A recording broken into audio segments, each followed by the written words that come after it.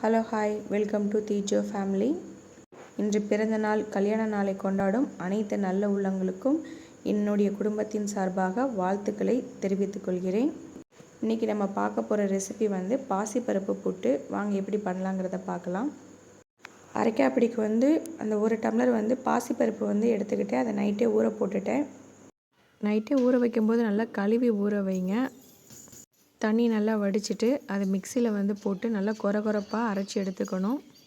தண்ணி எதுவுமே சேர்க்காம தான் அரைச்சி எடுத்தால் போதும். பாசிப்பருப்பு நம்ம அடிக்கடி சேர்த்திக்கிறதுனால நம்ம உடலுக்கு ரொம்ப நல்லது. அதனால் இதை கண்டிப்பாக செஞ்சு சாப்பிடுங்க. இட்லி பாத்திரத்தில் அந்த ஓட்டையாக இருக்கிற தட்டில் இட்லி துணியை போட்டு இந்த அரைச்சி வச்சுருக்கிற பாசிப்பருப்பை நல்லா பரப்பி தட்டி வச்சுருங்க. ஒரு 5லேருந்து 6 நிமிஷம் வரைக்கும் நல்லா வேகட்டும்.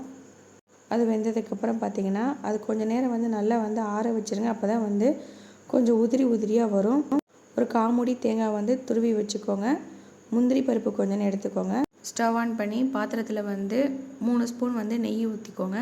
நெய் காஞ்சதும் நம்ம எடுத்து வச்சுக்கிற முந்திரியும் போட்டு அது கலர் மாறின உடனே பாசிப்பருப்பு கொஞ்சம் ஆறின உடனே நல்லா உதிரியாக வந்துடும். நம்ம அந்த நல்லா பிசைஞ்சு விட்டோம்னா உதிரியாக வந்துடும்.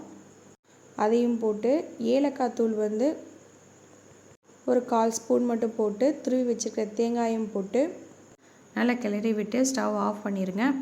சாப்பிட்றப்ப சர்க்கரை இல்லைன்னா வெல்லம் ஆட் பண்ணி சாப்பிட்டு பாருங்கள். ரொம்ப டேஸ்ட்டாக இருக்கும். ஸ்கூல் முடிஞ்சு வர பிள்ளைங்களுக்கு இதை ஸ்நாக்ஸாகவும் கொடுங்க. காலையில் பிரேக்ஃபாஸ்ட்டுக்கும் இதை கொடுங்க. உங்களுக்கு ரொம்ப பிடிக்கும். இதை வீட்டில் செஞ்சு பார்த்துட்டு எனக்கு எப்படி இருக்குன்னு கமெண்ட் பண்ணுங்கள். என்னோடய வீடியோவுக்கு ஒரு லைக் பண்ணுங்கள். உங்களுடைய ஃப்ரெண்ட்ஸ் ரிலேட்டிவ்க்கு ஷேர் பண்ணுங்கள். தேங்க்ஸ் ஃபார் வாட்சிங். பாய்.